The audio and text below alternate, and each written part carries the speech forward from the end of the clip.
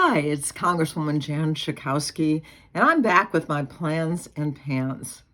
I know many of you are probably getting ready for all kinds of holidays, and whatever holiday you celebrate, I hope this time of year is going to be really warm and happy, and family and friends. I wish you all the best. 1 week ago on Monday, I had the honor of being invited to the Hanukkah party at the White House. And I also had the pleasure of inviting my dear Rabbi, Andrea London, from Beth Emet Synagogue, which is my synagogue in Evanston, Illinois, to join me.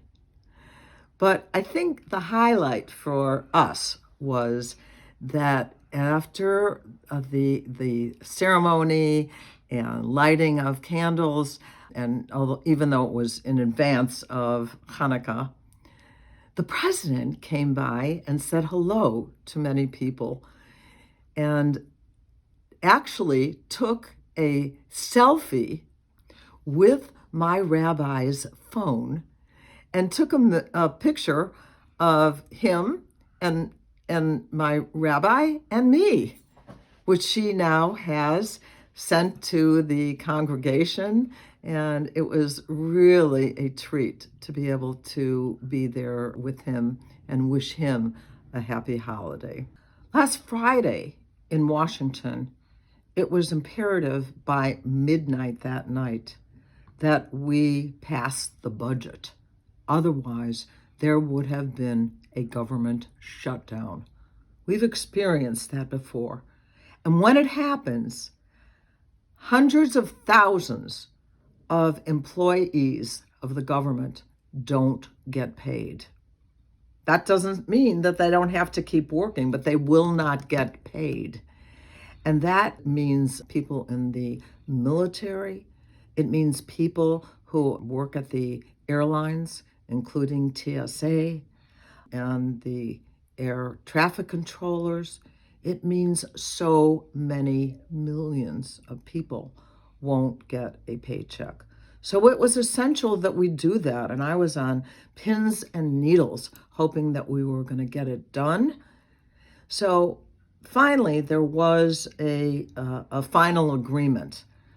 It was disappointing because just the very day before, there had been an agreement from the Republicans and Democrats that enough of us would come up with a budget and pay for it that would do a lot for the American people.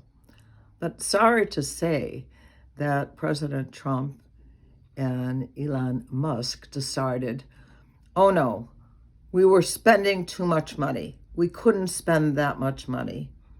And so they offered something. One of the most egregious things that was actually left out of the budget was research for childhood cancer. Imagine that. And instead, what Trump wanted to do was to eliminate what we call the debt ceiling. In other words, he wanted to have more money to pay the richest people in the world and give them a tax break. The good news is by the end of the day, that provision was taken away. And the other good news is that the Senate actually did end up passing the legislation for research on childhood cancer, and the President Biden, signed it into law. There were a whole bunch of bills that all had agreed would be on the list that we would pass, including a bill of mine called the Ticket Act that prevented junk fees. You think you're going to pay a certain price at the beginning of a transaction, and then all of a sudden, all kinds of things are added on, and you are paying a lot more money, 30, 40, sometimes even 50% more than you had expected. That's not right. My bill would have gotten rid of that, but that was taken off the list. At the end of the day, the Democrats saved the day. We agreed to a plan that will keep the government open, even though a large number of Republicans voted to shut it down. But all of the Democrats said, no, we just can't do that to the American worker and to the American people.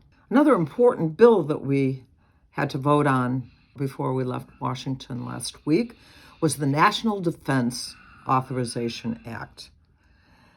Now, I voted no, despite some of the good things that were there, some of the improvements in the funding for our troops, which is very important.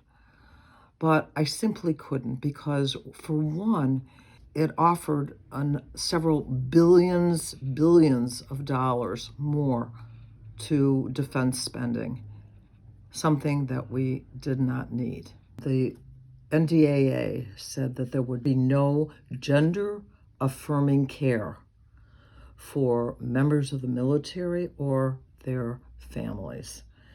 And when you want to deny a kind of health care because of just a prejudice, I had to say no. One of the things that I was very happy to squeeze into the NDAA was for 200,000 railroad workers who for years have been denied the kind of benefits that they need will now be included. The president will sign that, President Biden, and it'll become law. And I was so happy to be able to do that. Many of them are also in the state of Illinois. So this was a win. Republicans took over the House of Representatives and fought most of the time among each other, not against Democrats. We were ready to work on compromises, and we did the best we could, but there were very few, relatively speaking, pieces of legislation passed. Despite all that, I did introduce 18 pieces of legislation, and I co-sponsored 304 pieces of legislation, many of which we will see again to get passed. But I also want you to know, in terms of our constituents, I have the best constituent service, I believe, in the country.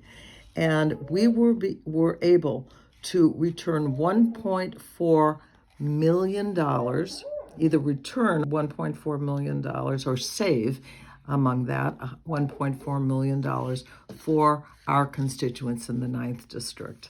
So they have done a great job. Call them when you need help, because we are able to solve so many problems and go through all kinds of red tape. I want to pledge to you right now that when it comes to Social Security and Medicare and Medicaid and health care, the Affordable Care Act, this is going to be a very challenging session coming up with the new president. And now that the House and the Senate now are dominated by Republicans who are not sharing our values in many ways, that we're going to be hard at work to protect those things, the things that most Americans rely on and care about. My mission is to make sure that we take care of the people, everyday people, not just the wealthiest in this country. So we have a lot of work to do. This is a holiday season where a lot of my prayers are about a good year where we can work together. We can make sure that our community and our country prosper. I'll be there for you. Thank you so much. Have a wonderful, wonderful holiday. Thank you for watching my video. Make sure you subscribe to my YouTube channel and follow me on Instagram, Twitter, and Facebook, where my handle is @Jan Schakowsky.